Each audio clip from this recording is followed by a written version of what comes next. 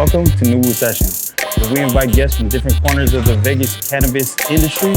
We sit down to share a VIP table package in Nevada's very first cannabis consumption lounge, only here in the Vegas Tasting Room. Come check us out. What's going on, NuWu fam? On today's episode, we're excited to have Davin Homan and Justin Lindwall of AETHER Gardens. Watch as we discuss their pre-cannabis careers, how they built the AETHER Gardens brand, all while enjoying some of their products. It's only here on NuWu Sessions, so let's get into it. Welcome back to NuWu Sessions, guys. I'm Tom. I'm DJ. And we're back at it with another one, right? Welcome to the sessions. Yeah, we got an exciting episode today. We got the Bince boys. We got Justin Lindwall and Davin Homan. Thanks for coming on the pod, guys. What's going on? Welcome. We've been waiting. Yeah. We've been waiting. I think you guys did reach out. Was it like episode 4? And we've been talking about it. It took like 20 episodes later, but we finally got you here. You know, we're nice and dialed in now, so Right. it's going to be a good one, right? We finally got our viewer count up. It's all right. Yeah, exactly. We're dialed in, you know. So, yeah, excited to have you guys on here. We got a lot of products we're going to be debuting. First things first, let's talk about what we're sipping on, right, DJ? Yes, sir. So, usually do the NuWu Session staples, but we changed up the game today. Today, myself and Justin have the matcha ganja, the matcha green tea, iced green tea latte. Then my man Tom has a mocha haze, and then my brother Davin got a shaking cold. Make sure you come down to the NuWu Tasting Lounge. 5 milligrams a piece. Some of the best product you'll ever try. Hell yeah. Cheers, guys. With that cannabis. Yes, sir. 5 milligrams is Kenneline. Makers and Finders Coffee. Come check us out, man. It's a Little perfect modern combo. day speedball, you know, right here. Sorry, my day. A little coffee, a little cannabis, you know. But hell yeah, man. So obviously we want to talk about, you know, AETHER Gardens, all the brands you guys encompass. But let's let's take it back. You know, what were you guys doing before cannabis? Davin? Shit.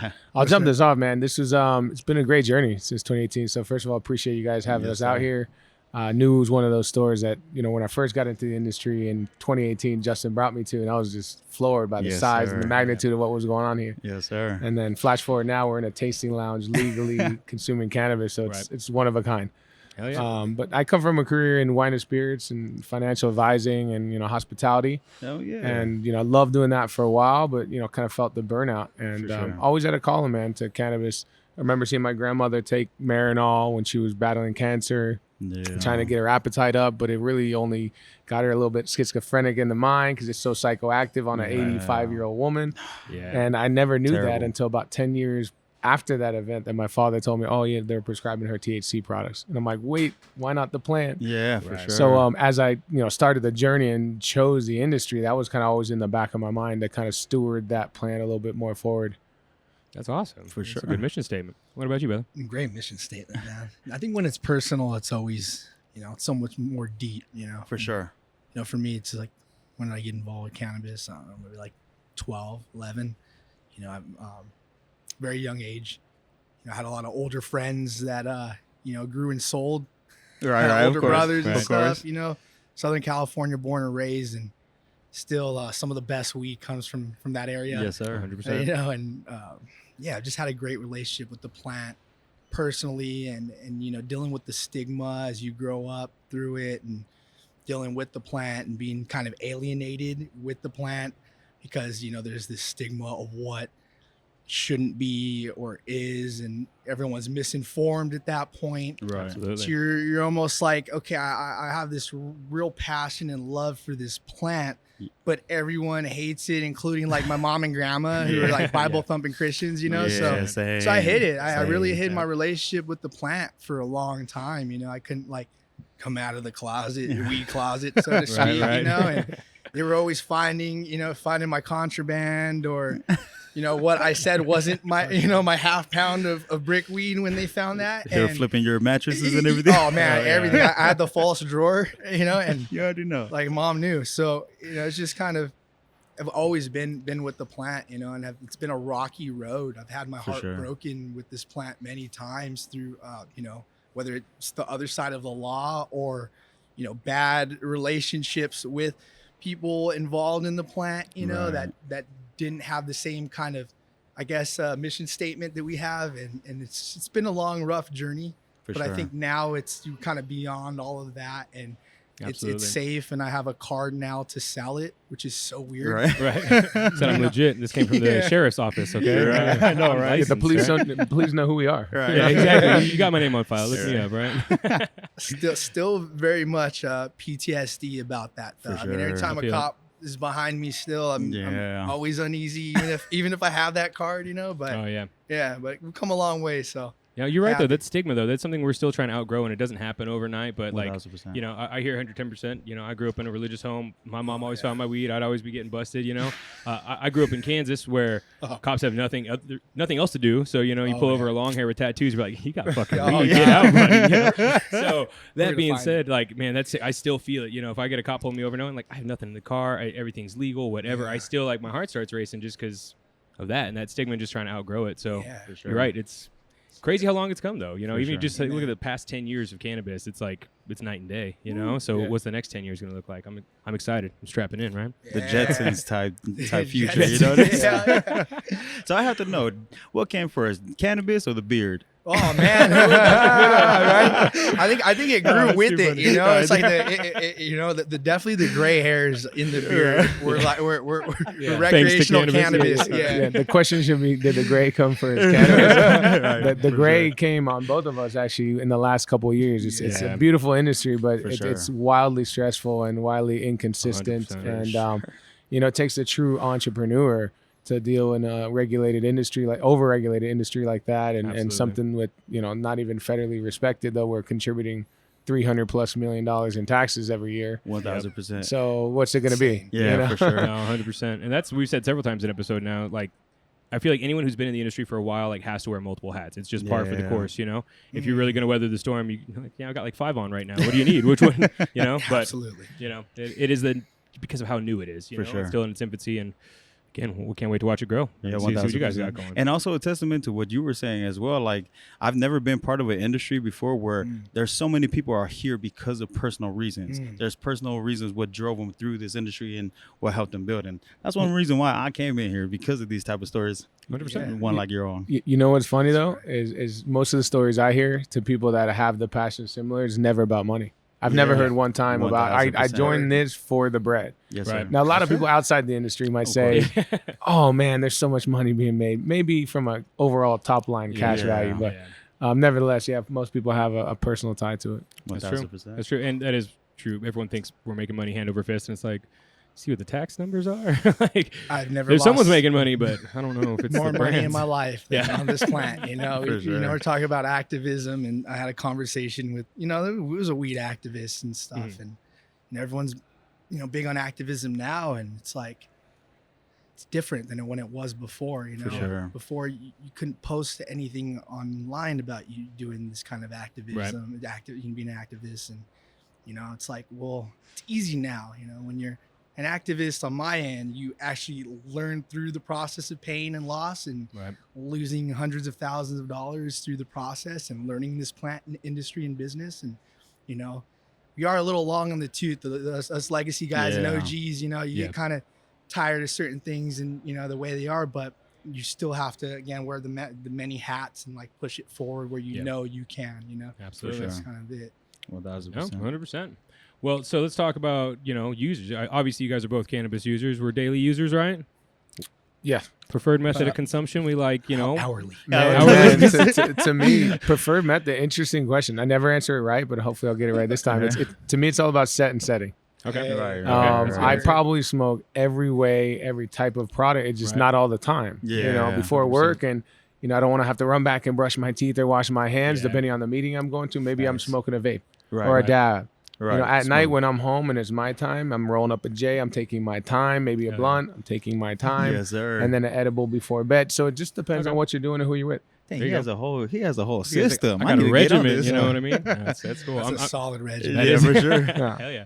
Yeah. So, I'm a dab head. I'm a concentrate kind of guy. I've been growing weed for a long time, almost 2 decades, and I went through my blunt rolling phase and, when I was 16, 17 and, and all of that, right? Joints. I like a good joint every now and then, but I like a donut or a hash hole or something that's going to be more potent and worth the time to roll and smoke, Absolutely, and for sure. That's kind of that, but if I could hit a dab, that's kind of just quick and instant. And, Right. And mostly hash rosin, we'll talk about it a little bit later. And just, ice water hash rosin. I do like that there's CBGA in there, and that's really good for my body. And, fibromyalgia is something that runs in my family. So it's a disease that attacks the body heavily. So I need those body compounds. And for sure. All them lipids and things you get in the waxes that you don't necessarily get in the live resins, right? Yeah. 100%, man. 100%. Well, we will dive into your guys' product coming up right when we get into our session. But, I mean, for the connoisseurs at home, do you guys have a favorite strain that you guys always go back to? Right? I knew this question was coming too. Favorite strain is tough because as our job and as Justin and I being Ganjiers, world first, it's, I'm always on a mission to find the next new flavor profile. So I almost like hunt overall aroma profiles first. So I'm just a fan of terpinolene. Smells like that lemon fabuloso. You're just kind of ready to go. Yes, so I guess that would be more narrow leaf plants, maybe more sativa, some jacks, some lemons, even some mangoes, some sativa dog. The haze family, you like that terpinolene. I think terpinolene, I think those floral notes that you always see in like a super lemon haze or anything in the haze family. But terpinolene fiend over here, right? That's cool. Hell yeah. I'm more of a little fool myself. Turn it the other way. Chilling. Big chilling. 100%. Yeah. Had that yesterday. Make that t-shirt for you, dog. Little fool. That's cool. I'll run it. I actually checked on the IG handle. It wasn't available. But throw it on a shirt. I know, right? It's cool. I can take it in other ways, right? Right. 1,000%. That's a hard one on the strains, man. I mean, there's stuff like it's so different now. I mean, we're, in the commercialization of it and the recreational side, we're driven by numbers and THC. We're also driven by clever marketing and hype brands that have these like really nice looking strains and they have it on the bag and it looks amazing, but you go and you open it, smoke it, and it all tastes the same. Everything tastes like runts nowadays. Everything tastes like form cut, and it's because everything has been bred with each other. They've all been crossbred and interbred, and it's really losing its potency. In the medical market, especially in California, you had so many different collectives, like of which I was a part of. I was growing for veterans, and we had other growers within the group and circle that were growing a handful of different cultivars that just don't exist anymore because THC. I had a strain of Afgoo, incredible, tested 11%. But your body buzzed and went like tingly numb, like you took some kind of opiate. Oh, and you were like, I can't really feel my legs anymore. Like, that shit was crazy. And it looked ugly. It was the ugliest looking flower. You're like, what the fuck is this? Like, I'm getting to the butt tender's like, no, dude, you got to smoke this one. I'm like, all right, let me try this out. And, all right, let me meet the grower now. Right. See if I can get this cut, trying to trade up to get these kind of cuts. There were a lot of OGs going around at that time. And at that time, the OGs were just the super strain at that, high potency, 20+% THC. What was it? 2012. I think like Cannabis Cup winner was Ghost Train Haze. Don't quote me on that. You can look it up. But Ghost Train Haze in Denver was like 18% THC, that was amazing. Yep. And now everything's 31, 31 and done. THC-driven market for sure, and it is frustrating too because you guys know, being in the industry as long as you have, that there's some of those strains that were available in the Nevada market that you just can't find anymore because they never really broke like that 20% mark or whatever, and it sucks because that doesn't mean they weren't awesome, but they just kind of got phased out. You know what I mean? You got to put your best foot forward. So. Yeah, big. But I feel it, I would say that a couple of strains we're working on right now. A couple crosses. One is a Fiji apple crasher. Ooh. It's a cake crasher crossed with the apple fritter. But these were like hand selected by a team out in San Diego called Bud Mart. Been working on that for about 2 years and found the cut. It's plus 30%. Smells extremely gassy and skunky, but also like cran grape apple like. That'll be soon. I'll have some of that soon to share. So good. Well, this sounds like a good segue to start smoking some weed because now I'm all like excited for it. You know what I mean? So maybe if Tristan can hook us up over here, we got a tray full of goodies. Coming from the house of Aether, right? Right, 1,000%. Yeah, something about the drop too is the Mac and the Dulce de Uva over here. Some super flags on the way. Appreciate you, brother. Wait. It's in cure right now. Thank Hopefully you. it goes to Yes, sir. testing in the next week. And then, hopefully to the market in the next 3 weeks. We'll see it on the shelves here at NuWu soon, right? Yes, sir. Awesome. Hey. I can't wait. Well, hopefully I can't here wait. in the tasting room too. You gotta come down, man. Absolutely. Come try it out. Absolutely. DJ, you want to let the people watching at home know what we got on this tray right here? Whew. Y'all should know. We got a VIP package, man. Come down and check us out. We got the Jerome Baker bong setup, tray, grinder, tons and tons of Stizzy pre-rolls. We have the Stizzy cake. Mm-hmm. Yep. We also got some peach crescendo flour here from you guys. Yes, sir. And you guys, we had some extracts, right? What you guys would know this better than I. What are the extracts on the table here? We got the Aether Live Rosin Slurricane. Ooh, okay. Yep. So fresh frozen plant material, washed, freeze dried, remove all the water, and then pressed right there by hand. There you go. So instead of doing automated press and kind of risking a little bit of inferior material, we hand press and collect that first press and allow that to cold cure over time. Okay. For sure. Probably what, Justin, 30-day cold cure ish, maybe longer depending. Yeah, and it's, everyone's tech is different, and Right. I guess everyone has their secret sauce depending on what temps and what they're trying to get out of it.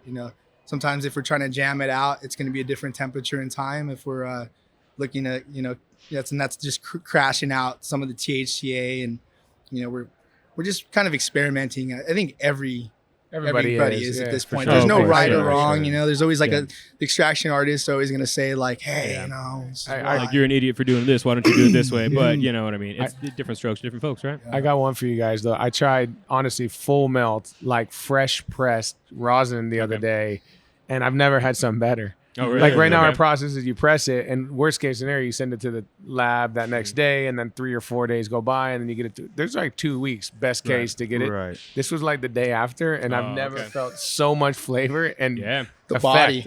effect. And I was just like, oh my goodness, 5-hour high. Freshness. So I'm like, damn. in the Yeah, I missed future, that. the future of the industry, I think, is that hand selected cultivar. Think like a Subway counter. Right. I want this one mixed with this one, wash, press right here on site. Right. 10 minutes later, you got a fresh thing. You dab it. That's Absolutely. the future. Yeah. I would, if we get past the testing regs or some way to, I don't know, with where it currently stands. I know I've heard of several groups trying to figure something like that. Like, how can we do a fresh press? And be like, Oh yeah. you can't. At least not current. Same tense, day you know? lab turnaround. I mean, it had to be on the labs too. Yeah, the no, you're right. prioritization on that product. Maybe it's more expensive to test. Oh, 100%. We capture it on the margin. Well, yeah, just like anything else. Like, cool. My usual turnaround's 5 days, but I can do this in 24 hours. Just pay me twice as much money. Or we equip the consumer with the device that they can then go into the place. This man's living in 2045 over right, there, you know? buying the puck of whatever that was, the dry sift apple crashers, by Reggie Appleseed. So then they go in there and Nice plug. shameless plug. They just press it and immediately it's there, and nothing happened. All they did was added a little pressure. And Right. There you go. Look at you. Look at you. We might have Well, yeah, we're living in the wrong year right now. Goddamn. Well, that's cool. There's already a patent pending on that, folks. There you go. He's like, I didn't say nothing. Right? I think to get started, I mean, I want to light one of these Stizzy pre-rolls Yes, myself. We also have, sir. we didn't plug this. We got the booster stick here from 55, right? Oh, yeah. This was actually the winner of the inaugural NuWu Cup last Yes, year. sir, This it one, was. best pre-roll. So this is exciting. We can dive into this maybe after we smoke some Stizzies or whatever. Yeah. Clever, A you little know what I mean? appetizer here. Whatever's clever. Appetizer Exactly, half you know? gram. Yeah, that one's exactly. it's a live resin diamond infused though, and shit. it was a blind tasting. So I appreciate Yep. that you guys ran the program like that, Oh, hell yeah, and man. it really spoke to the guys at the lab at the facility. Yep. Andy, Tyler, Eddie, Fletch and Duck. Shout out, guys. Yes, There you go. Yeah, no, it was a fun cup. We learned a lot. We're excited to be going into our second year, and excited to have you guys be a part of that one as well. Right? Nice date on that. So how did you guys come into working for Aether Gardens? How did that journey lead into? Man. All right, I'll start on this one. Man, I had moved out here in 2017 to manage a DJ who was working with Tiesto, Aoki.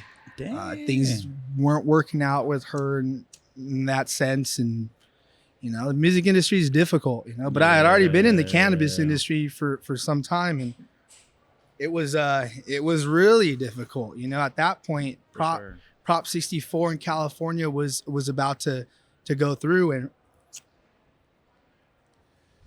that just meant the death of all the medical dispensaries and the real money at that time, I guess. And then came out here and they were gonna go rec in 2018. I needed a job bad. I'm over here at Starbucks now, looking at just filling out resumes everywhere, and Aether popped up.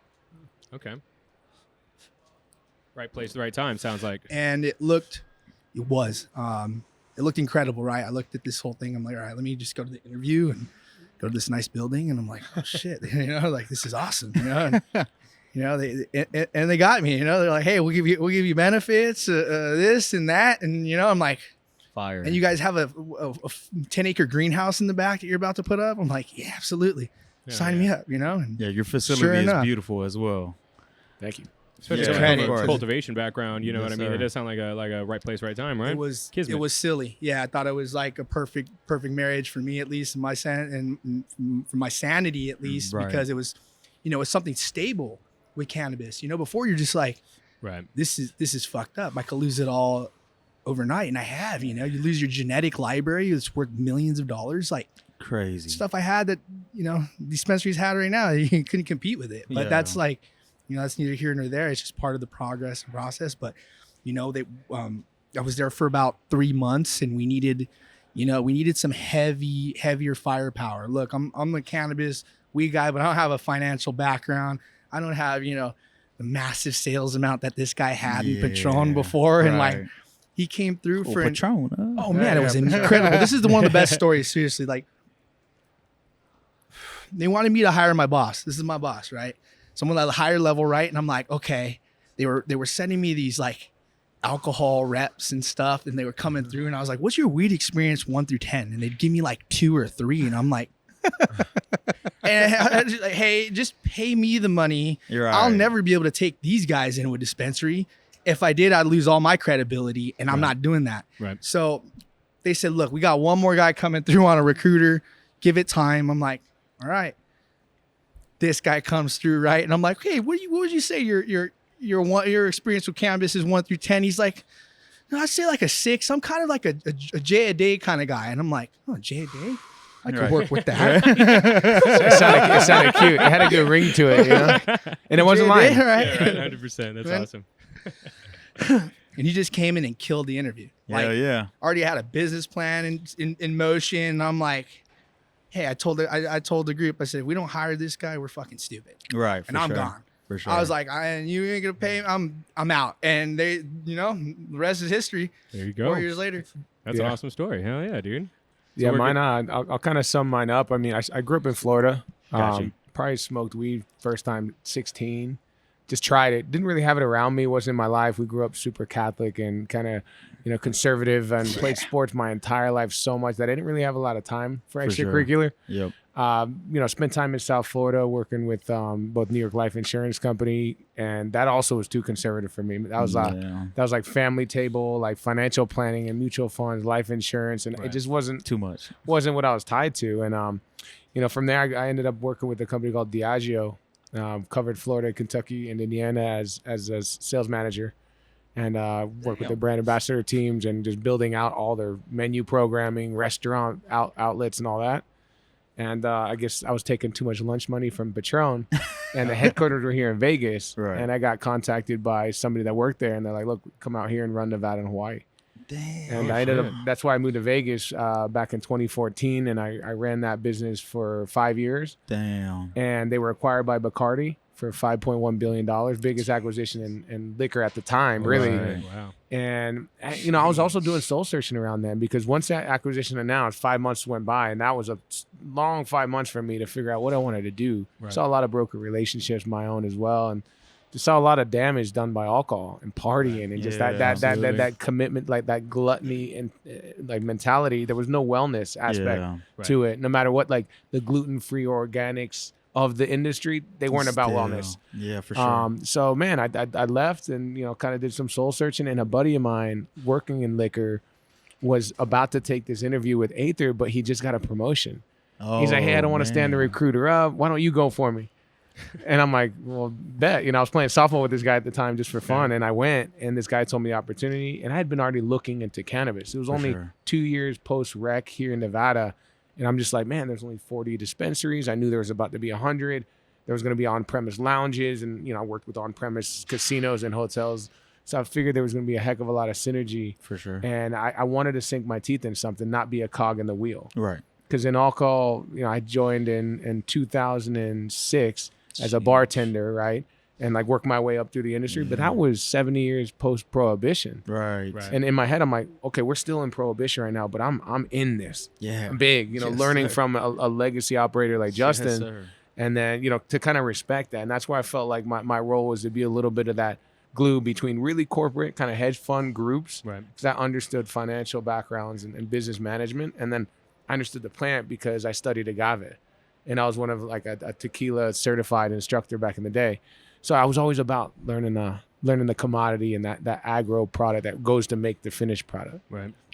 Which makes sense. Yep. Which makes sense for your path road for that. That makes sense. And it just makes it's a good team there. You know what I mean? Like, you guys' strengths complement each other's weaknesses. You know what I mean? Synergistic. It really does sound like a good working relationship. That's awesome. Good stories there too. Well, especially with the financial background. Obviously, there's a lot of money in cannabis, but I mean, I know when I started in there, like really talking figures with people, I was like, this is intimidating. I don't have that financial background. I'm like, I don't know how to talk money to these people, and speak their language. So that's awesome. Yeah, That's, I came from bouncing. So once they started talking numbers, I'm like, so you want me to kick them out or not? That's hilarious. That's awesome. That's awesome. So Aether Gardens hires you guys. What was the name? What was the mission statement after you guys joined the team? What was the next steps? Well, all right. So Justin joined in, let me get this right. Justin joined in April 2018. They had just harvested, first harvest. And it was a tiny little, we had some portable cube just to activate the license before the flower moved inside. I joined in August of 18.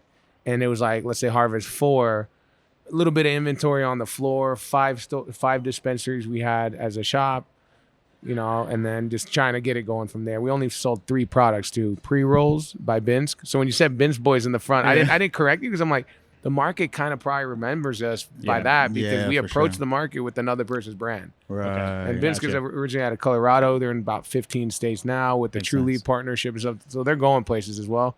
But yeah, we were selling pre-rolls, live resin concentrates, and live resin carts. And that's it.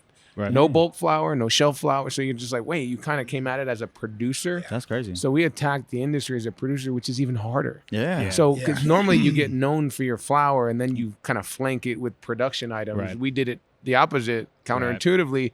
But I think our struggle led to a little bit of our position in the market as a high quality player. Whether or not you purchase one of these brands, you've purchased one of our products through the ecosystem of Nevada. Absolutely. And I do remember, because I've met you guys back in, that had to be 2018 or something back in my previous job. And I just remember meeting you guys selling Binsk, and that's why it's like in my head, you guys have always been the Binsk boys, and that's probably just me. So since it's on camera now, that's the story behind it. But absolutely. And you guys have seen the growth and the progression and everything is really cool to see. Because again, from where you guys started, again, with the small inventory and those 3 SKUs to like now how many brands you encompass is pretty spectacular. How many brands is that now? Got 7 brands in motion right now in Nevada. We've launched 10 in total to the state. And we're making some transitions right now, getting a little bit tighter with one of our groups we have internally. But we're going to keep moving forward, innovating, just feeding the ecosystem and just really trying to have high quality cultivars that have a lot of diversity, man. For sure. That's super exciting. Yeah, I'm a big fan of your packaging as well. Can we get a little bit into that, how the details and all this came about? Oh yeah. I guess that had to do with Binsk. The brothers, Alex and Jake Pasternak, they're incredible visionaries with their brand, and For sure. they always led with a farm to table element. And with that being said, they hired a pretty great artist to do this collage work of art where it's called Cut It Out Studios, I believe is the name, and collage art. They just cut all the images and paste them in one, almost like it looks like a 3D image, but it's still 1D. But, For sure. And they were originally gonna use that artwork to build out a vertical dispensary because they have a growing production and kitchen in Steamboat Springs, Colorado. Okay. And that fell through kind of deal. So they're like, man, we have all this artwork. Let's put it on our packaging. Right. Because at that point they launched probably, don't quote me here, but 2016, 17. And at that point it was Mylar with sticker games, still really early. Yeah, for sure. So the progression between where they were and where they are now is maybe 5-6 generations of just moving forward in the industry. Fantastic work with them. Absolutely. Actually, my first impression of your products before we even met, It was a fellow bud tender I was working with at the time showed me the packaging. He was like, "Have you fucking seen this shit?" He's like, "Just look at this." And I remember looking at the artwork because like, Holy insane. shit. Because you're right, no one was doing anything like that at the time. And it's like, this is really cool. So it's a great way to leave a first good impression. You know, Yeah, some well, solid yeah. packaging and solid artwork, right? Yep. And the quality, you know, I think that was Absolutely. the main thing too. Is we just couldn't have anything in those boxes that Yeah, of wasn't course. going to represent it properly. Right. You know, no one had live resin at that time in this Yeah. market. They did, but it was like, you know, Nevada's version of live resin at that time, Right, which was right. like Terpex, which was Yep. garbage. I mean, I'd come out and smoke that, and I'd have like panic attacks. I was Ooh. like, what the fuck? I was living in Oregon for a year, so I'm there sitting there just smoking like $60 medical live resin. That's like, that was expensive, and Yeah, you're for like, sure. whoa. And just no one was freezing anything out here at that Yep. time, so and no one really had that kind of concept. It was all cured crumbles and all that, but then live resin started picking up, and you see now, Yeah. you know, everyone does live resin. If you don't do live resin, Shatters in 18 were just going off for whatever Oh, reason. That was Shatters, like yeah. people were Yeah, just that's all facts. over it. Yeah. And to me, it's easy to use and stuff, but it speaks to nostalgia. Yeah. You know, Gary absolutely. Vee always says it best. Nostalgia is underrated. So even though we're always looking in the future, For sure. to know the future, we take a strong look at the past. You Yeah. know what I mean? To see where Yeah. it all came from and what's next. Absolutely. That's true, though, because I remember when everyone was selling shatter, and I don't know, I literally said this, you know, in our last podcast, too, but it's like the market always starts with distillate and, like, ends with rosin. Yeah. Right? That's just kind of like, that's the spectrum. So it is kind of the thing. At that point in time, we're like, well, we're not here yet, but you know what I mean? Shatter's affordable, and everyone's doing it, but We're getting there. yeah, I mean, these days when you see, I don't know, for me, like a good shatter that actually, like, shatters and does what it's supposed to, that's, like stable, it's like, cool, it is nostalgia, but I'm like, yeah, I'm going to fucking roll up a nice infused pre-roll because this is the perfect way to use this, you Nice, know? I mean, yep. I could dab it, but I've got live stuff for that, you know? But imagine, right? So 2018. Let's look back. It took us probably the better part of 3.5 years to get rosin going. Right. Rosin didn't just get invented. Oh, yeah. Okay, yeah. so now look at a market like New Mexico, and they just went wreck in April, Right. and they already have rosin players. To me, I'm not fearful of the future. I just think it's going to be way more competitive than anybody's talking Yes. about. Imagine Yeah. it's that 0 to 100 on every new market. 1,000%. So It's true. having the right position and mindset and mentality Yeah. about that, and creating real strong regional brands, which is kind of what we've done, and is looking at not just a national brand and one size fits all, but how does this play into like the culture of Las Yeah. Vegas versus Cali, Right. Yeah. you know, or Las Vegas absolutely. versus Florida. Yeah. And those are always the biggest challenges from anyone we've had on this podcast that is a multi-state operator. They're always like, it's hard juggling completely different markets with completely different regulations and trying to have a consistent Yeah. product, you know? So that is hard. But I mean, is the future. I feel like if you are a multi-state operator, you obviously have your sights on like the future. If it passes federally, how are we going to move the needle and how are we going to stay relevant? And that is, you know, that's a big question, right? You know, what are you guys' thoughts on federal legalization? Oh man, I think we're pretty far away from that. You know, the banks don't want to play with us. Mhm. You know, they just don't. You know, at this point in time, and you know, yeah, you get private funding, or you know, the credit unions are kind of stepping up, and Right. if Right. you're minority owned, you're going to give you some, you know, some kind of benefits there, but for the most part, I mean, there's just so much damage federally to you know, just so many people and groups with cannabis being illegal. Right. And it's not, you know, we talk about, you know, the politics side of things or whatever, but it's not the guy that gets caught with the weed that matters. It's the guy that gets caught with the weed in the firearm. Yeah. Yeah. Yeah. And then that The same multiple. guy is in prison now for the weed got him in trouble. The firearm now he defends himself in prison, and he kills someone in prison because the weed got him there. Yeah. Right. And now he's Forgotten there souls, man. forever. Yeah. There's Yeah. so 100%. many of those, you know, Yeah. and it's so when activists come, it's like, hey, go to the prisons first, go talk to those Yeah. people and see why they're really in there. Yeah. Right. And it might have just been one thing that led to 10 other things that Yeah. now they're gone and their families are affected forever. So 1,000%. you know, but yeah, I think we're a ways away. You know, right now they're just pandering for votes, Yeah. trying Yeah. to shake their can and, you know, do that thing, but we ain't stupid. Yeah. We Yeah. see where the Federal money flows. incarceration, right? Yeah. Come on. Yeah, in my opinion, I mean, when I look at it from a taxation and what Justin mentioned about banking, the smartest thing we could do in the short term is fix the banking element, safe harbor. You can't remove the 280E element, which is where you can't deduct the same cost of goods and services that you can in other industries, Right. and that's killing it. So your Yeah. total effective tax rate is plus 30%. What they're nervous about, if you become federal, there's a new tax.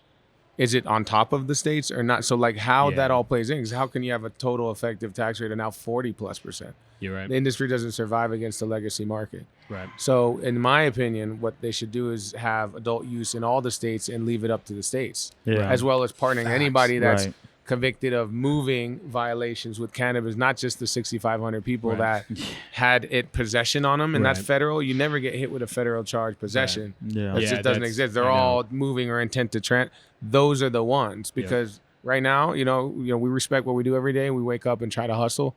There's people in prison doing for exactly what we do. Exactly. 100%. Just like this. We're very blessed. No, and as many times as we've asked that question, though, I haven't heard anyone pitch it the way you have, where it is kind of right there if it's federal, but the states can still keep their systems upright, because that's kind of the big thing is like, if it goes federal, are we just killing all these ecosystems we've created? 100%. So Cali, for example, Cali is the Mecca. You know, as a Ganji, I respect the terroir up there. But also from a business in the short term, I fear for the opportunity that they can now just continue to ship to Florida, New York, and everywhere, and we're not ready at scale yet. Exactly. Right. Yeah, so, if they can provide everything for the whole country, what happens to states like us, right? Yep, and then that turns into the Amazon effect, the Walmart. So that it's a whole different ballgame. I'm thinking about e-commerce wise, so it's good to prepare for that and have a plan. But right now, I wouldn't consider legalization 4 to 6 years away. Yeah, I don't know. And who's going to run it or regulate it? The ATF? We've seen how the ATF's done in their history. They're terrible. It's the worst. It's overran by gangs. Like, let's be real. Yeah. Right. Like, dude, I know people in the ATF, and I'm like, you shouldn't be working there, dude. It's like, no disrespect, but come on, you know. Like, well, it kind of makes sense. How'd you get that job? Yeah, right. Yeah, you got to know somebody, right? Yeah. Well, while we're elevating this conversation, my brother, do you mind passing? Let's pass around. Let's start all doing these some bad dabs, and let's get back to bloods? talking about Aether Gardens, because I had a question for you 1000% guys. For sure. So, what sets your cultivation apart from others? Thank you, sir. The people. Man, I don't know. I'm going to go with the people. dog. There you go. That's a my good answer. vote. Thank you. Yeah, I mean, there's such great individuals, and it's not just showing up to work, but it's showing up to work and attacking the problems and finding solutions every day. Right. For sure. And pivoting. I mean, the industry pivots daily, as do we. And we'll get a new request tomorrow for something. Hey, I need 50 pounds. Oh, it's not trimmed. We need to get 10 people on the project. And, you know, so just working together. Absolutely. And yeah, that to me, and I mean, Justin might think the cultivars, because I think the upcoming genetics are pretty stellar, but yeah, I guess it is. It's kind of it's the team. I'm telling you, we have a great team of people and individuals that know their shit, man. And we're in a big facility, and sometimes that can be really tough, especially if you're trying to move. And this is funny. I have an open casting call right now for Half Baked 2. This is hilarious. Yeah, I'm running this thing, so I'm hopefully I get in. That's like a bucket list kind of thing, right? There you go. Half Baked 2, right? Half Baked 2. Come on, get Dave my boy Chappelle. here, you know? But I don't know. Stop It looks playing. like it's connecting, but we'll see. That's They haven't hilarious. jumped yeah, we in got yet. about, let's say about 95 employees at the facility. Oh, wow. And we run full cultivation, 4 indoor flower rooms now, a mother room, 2 veg, and a clone room. We also have mixed light outside, so we have another 60,000 square feet. So we got Nevada's beautiful sun, adding some value to our flowers. So Cool. we're seeking a different flavor profile. We want to adjust and not just go for the cakes and even though we grow a good platinum cake, Yeah, we do. but we just want to move forward as well. Absolutely. Absolutely. For sure. Shout out to the Stizzy cake we were just smoking on here. That's actually had a really nice profile, really smooth. I really liked it, you know? Didn't even notice I smoked it. It's already gone. Speaking of which, do you mind passing me the concentrate, my brother? Oh, yeah. There you go. So, what do we have today? We have the Forbitos Slurricane Ice Water Live Rosin Butter. Oh yeah. Can you tell the people more details about this? So Probably you would know way better than I Slurricane, would. Purple Punch. What is Slurricane? Purple Punch and ice cream cake. It smells really good. I believe I might have fucked that up. I don't know. It's been a while. But that's Slurricane number 7. Let's look at the Very terpenes here. grape, very Thought it had some do-si floral, dough in it, but sweet, very sweet tasting. Nice. We got 12 milligrams of limonene. We got 5.5 on the linalool. Hey, like I said, linalool full right Sweet here. and That's sour. good. Yeah. We also got a little caryophyllene 9.7. I guess it's not a little. This looks terpy as hell. So I'm excited to try this out. so it's do-si dough and Purple Punch. So you had one of them, do-si dough, and it's by In-House Genetics. So shout out them. Hell yeah. How long have you guys been doing the rosin game? We were talking a little bit about it earlier, but A little bit over a year. Okay. Started real slow again, hand washing, right. And then we moved up to a little bit automated washing, which helps. Doesn't beat up the bud as much. Right. Taking a paddle to it, releasing more chlorophyll, you feel me? So this is a different system, more centrifugal, if you will. Okay.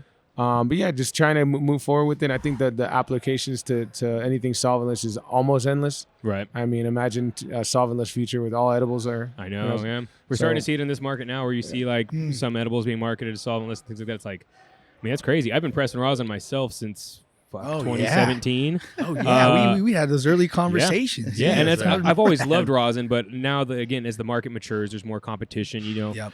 That's the thing. I know my weaknesses as well as my strengths. I'm like, cool. I'm not a rosin player in this town, so who's doing what and what's making it awesome? And you mentioned hand press. That's cool. What kind of presses, if you don't mind me asking, are you guys using? We have, I believe, we're running the pure pressure. Okay. I think it's pure pressure by.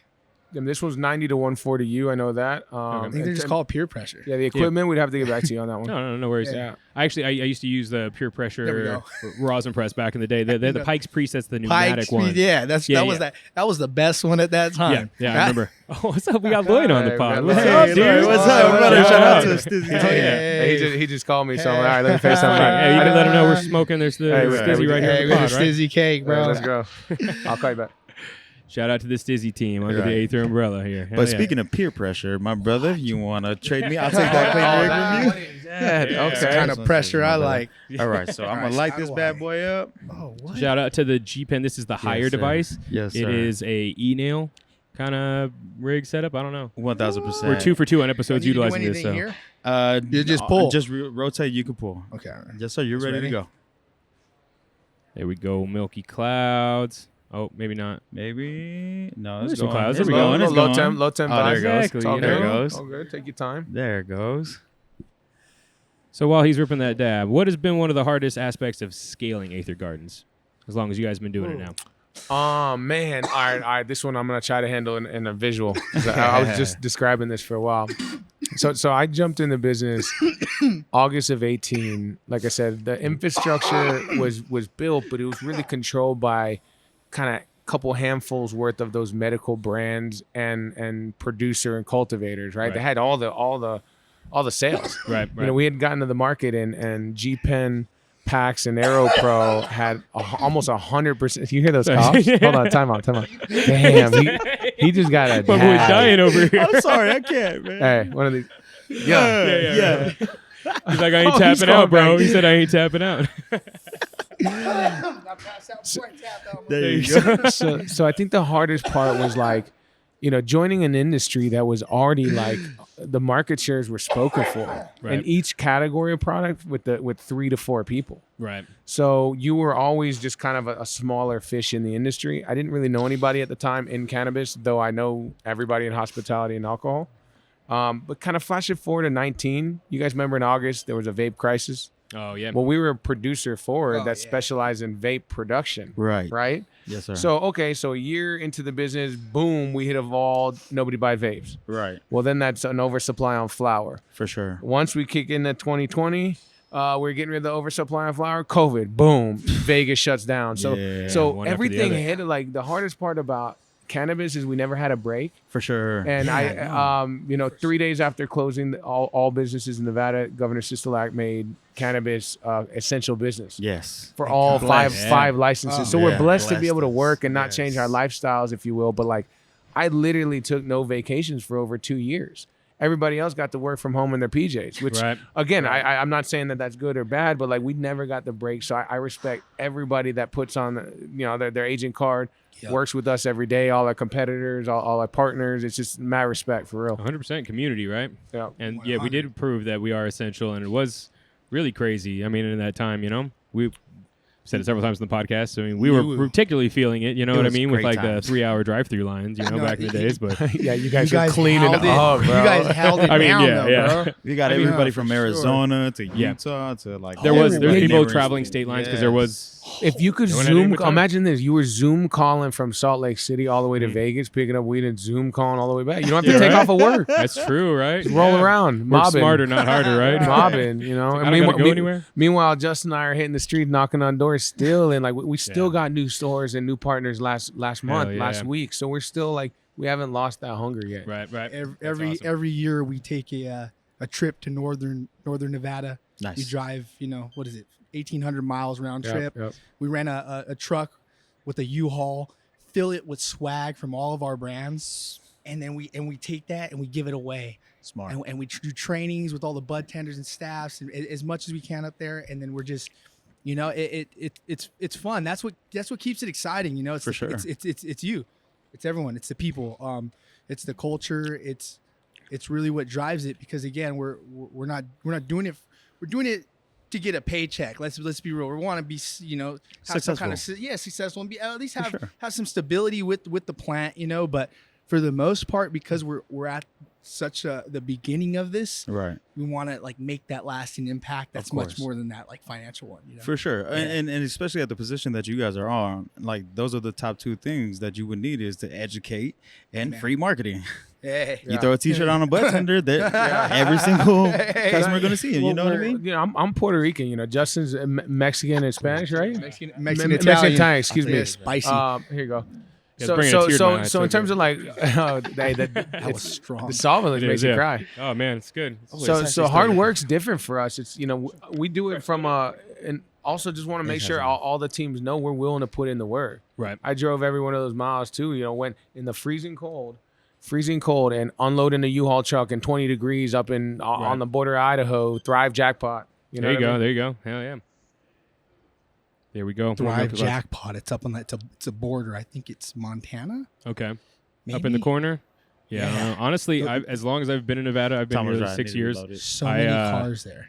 I haven't ventured out of Vegas really. I don't know. I haven't spent time in the Northland. I need to. Bro, it looks like the tundra, bro. It looked like Siberia. Really? Wow. Weird. It was all white out. Yeah, there's areas where it's like it's complete tundra, and then you get some really good mountainous. Some smaller villages too, like when you get into Eli, and I love that the farms that are up there. Yeah, it's just it's awesome. See, I lived in Las Vegas too long, where all I know is like Reno, us, and nothing else. He knows like Fremont Strip, Tonopah. Exactly. You ever been there? No, Tonopah's a fun town.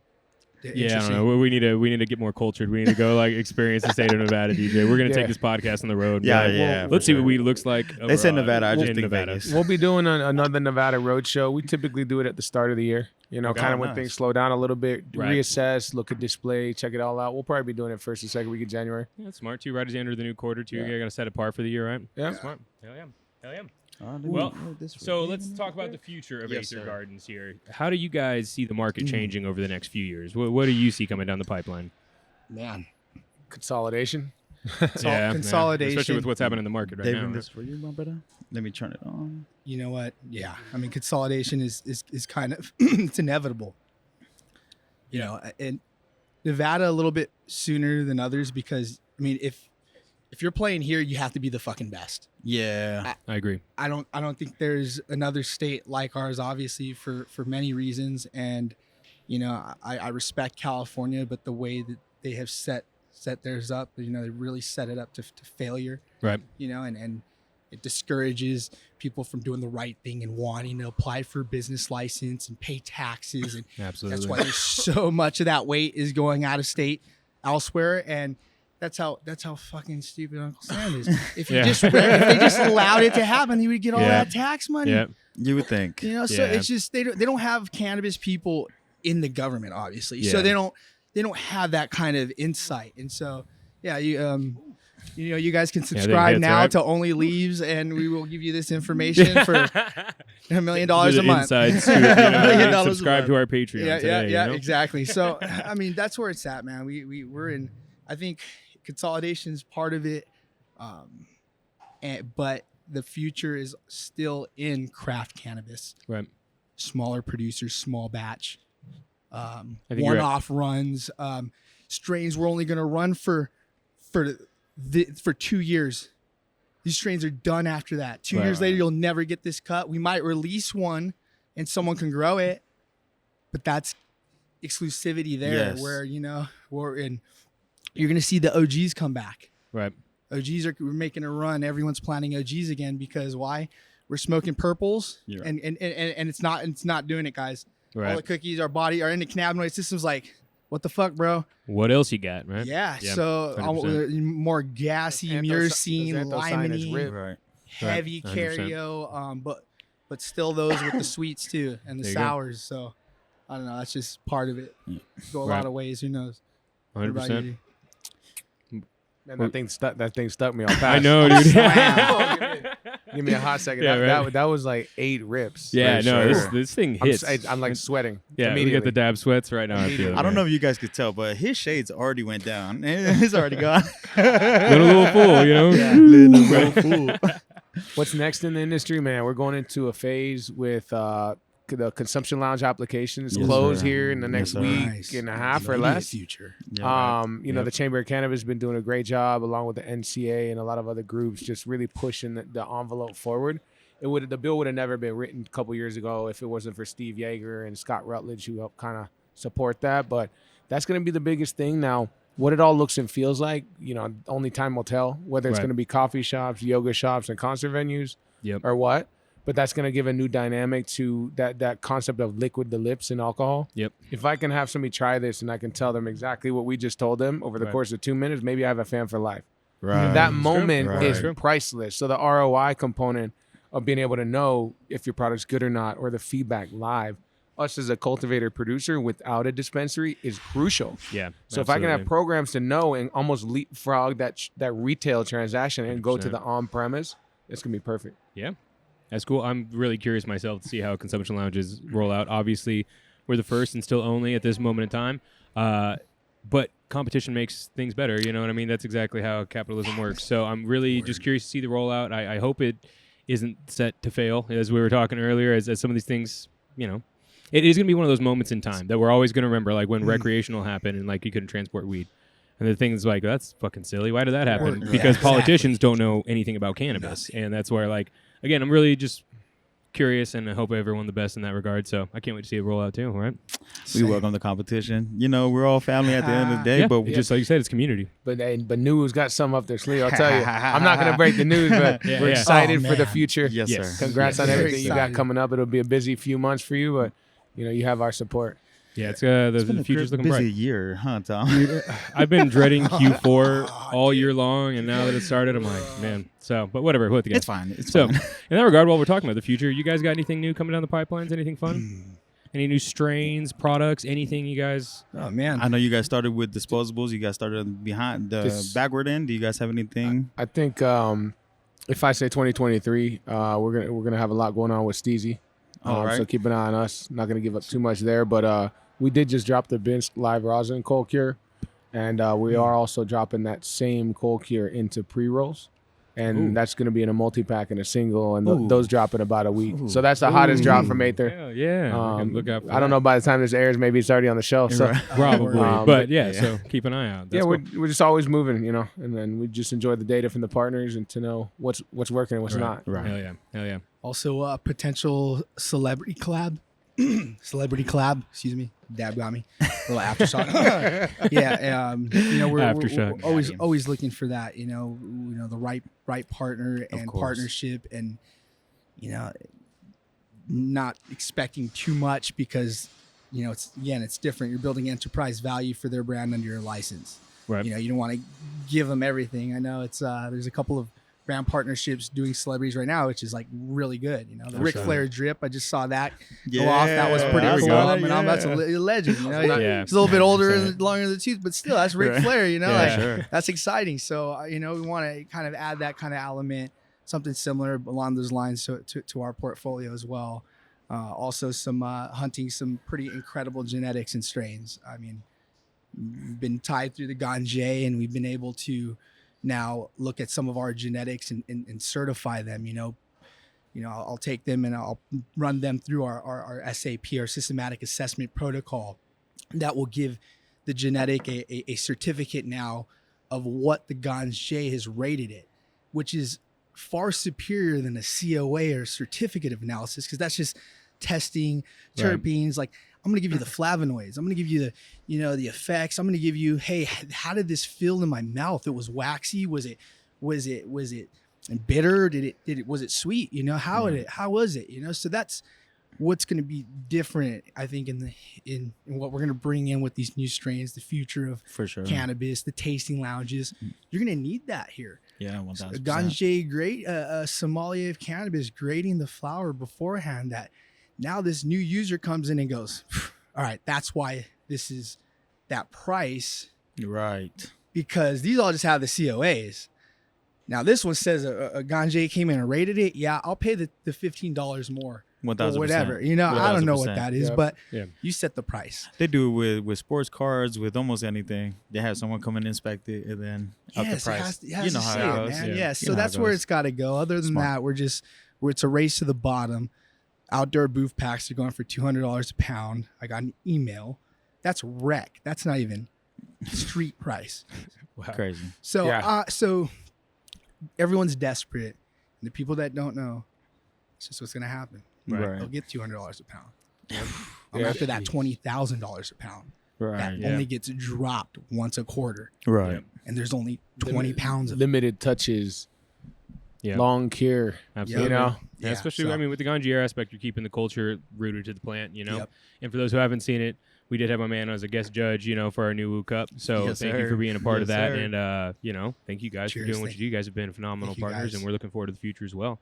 As we move this forward, we're going to wrap this up here, but you guys have any words of advice for the next generation of cannabis entrepreneurs? Oof. You better come with armor. Come with armor. There you go. You know? yeah. There you go. I would say, you know, this is a long-term game. For sure. You know, I would consider, even though we're adult use, kind of legal in Nevada. I say kind of because obviously federal we're not. So I Right. consider it still federal prohibition. 80 years post prohibition, way past when we're alive. Maybe our kids' generation. That's Right. the like we have to be visionaries for that For sure. version of cannabis. Wow. And as long as we know that and kind of work backwards a little bit and do the right things Right. and steward the right relationships, I mean, that's it. You know, and for him and I mean, we're students. So not only did First. we get our ganjés during COVID because we just wanted to be the best and wanted to learn it, but we also became professional entrepreneurs with the Trichome Institute and the extraction fundamentals and Wow. the cannabis consultant. Yeah. So we got ourselves like ready in the Lean Six Sigma, like to operate at a big level, whether nationally or globally. So we're trying to work on some super big projects to not think so small. Right.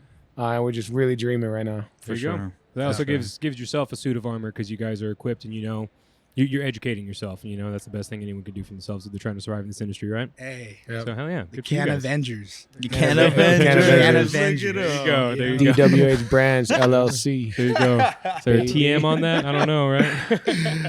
Awesome. Well, anything you guys want to plug? Where can they find you guys on social media? Where can they find Aether? Let them know. You can find me at Reggie Appleseed or Bless BLE $. Is that dollar score? Dollar sign. Dollar sign. Hey, I like that dollar score. Dollar score. Dollar score. I saw it going. Oh, that's great. That's great. Hell yeah. You can find me at D_HOMAN, D Homan.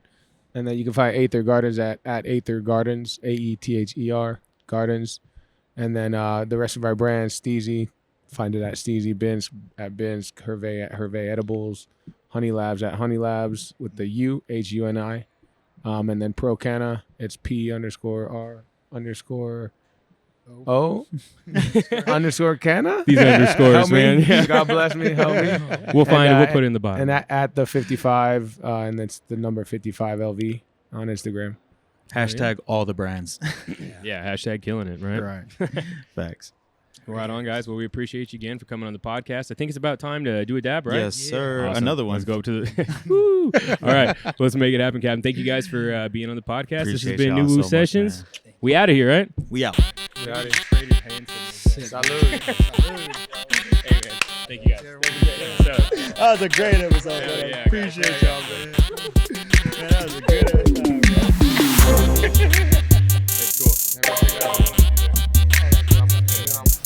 We're just making stuff up and call. Oh, is this on? Hey, what's up? NuWu Sessions. Hit the subscribe button today and the bell. All the stuff. Watch it, like it, subscribe. Let's go.